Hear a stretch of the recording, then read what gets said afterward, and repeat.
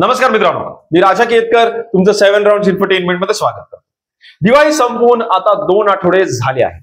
या दिवाळीत सोन्याने ग्राहकांसाठी आनंदाची लाट पसरवली होती। अनएक्सपेक्टेडली दिवाळीत आणि दिवाळी नंतरच्या काळात सोन्याच्या किमती कमी झाल्या आणि त्यामुळे लोकांनी मोठ्या प्रमाणात खरेदीही केली।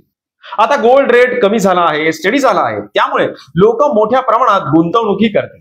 आता अगदी काही आठवड्यातच नवीन वर्ष सुरू होणार आहे आणि ही गोष्ट लक्षात ठेवून जर सोन्यामध्ये गुंतवणूक करायची असेल तर कोणता पर्याय सर्वात उपयुक्त ठरणार आहे ते आपण आजच्या व्हिडिओमध्ये बघणार आहोत। पण त्याआधी तुम्ही जर आपलं चॅनल सबस्क्राइब केलं नसेल तर सबस्क्राइबचं बटन जरूर दाबा, म्हणजे ह्यापुढे सुद्धा असेच इंटरेस्टिंग व्हिडिओज घेऊन आम्ही तुमच्यापर्यंत आपल्या चॅनलच्या माध्यमातून पोहोचू शकतो। दिवाळीपूर्वी सोन्याचे भाव गगनाला भिडले होते। रोज सकाळी मार्केट ओपन झाल्यावर सोनं नवीन उच्चांक गाठत होतं, परंतु त्यानंतर त्यात लक्षणीय चढउतार झाले आहेत।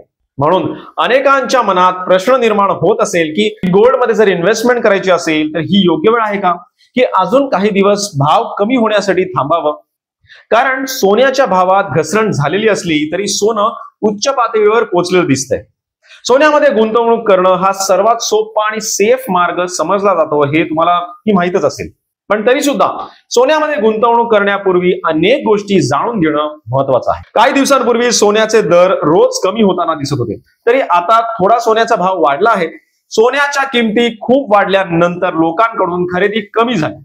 आता खरेदी कमी झाली म्हटल्यावर मागणीही कमी होते आणि ह्या डिमांड सप्लायच्या चेंजेसमुळे किमती कमी जास्त होत राहतात।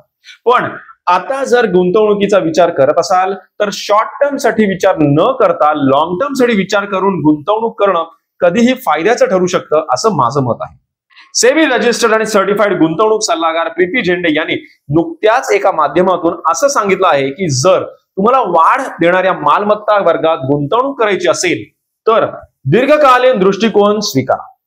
फक्त एका वर्षासाठी इक्विटीमध्ये गुंतवणूक करणं ही चांगली स्ट्रॅटेजी नाही, असं त्यांचं म्हणणं आहे। या प्रकरणात तुम्ही तुमचे पैसे 1 ते 5 वर्षांच्या कालावधीसाठी गुंतवू शकता आणि जशी जशी वर्ष वाढत जातात तसे तसे परताव्याची शक्यता लक्षणीयरित्या वाढते, असं त्यांचं मत आहे। तज्ञांचा असा विश्वास आहे की जर तुमच्याकडे इन्व्हेस्ट करण्यासाठी 10 लाख रुपये असतील तर संपूर्ण 10 लाख एकाच स्टॉक किंवा एकाच फंडात गुंतवणे धोकादायक ठरू शकतं।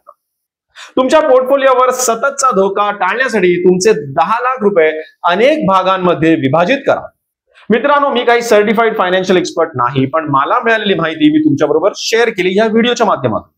हा व्हिडिओ फक्त एज्युकेशनल पर्पज साठी आहे आणि गुंतवणूक करण्यापूर्वी तुमच्या पर्सनल फायनान्शियल कन्सल्टंटचा सल्ला जरूर घ्या। तुम्हाला हा व्हिडिओ कसा वाटला मला कमेंट्स मध्ये जरूर सांगा। आवडला असेल तर लाईक करा आणि आपल्या चॅनलला सबस्क्राईब करायला विसरू नका। जय हिंद, जय भारत।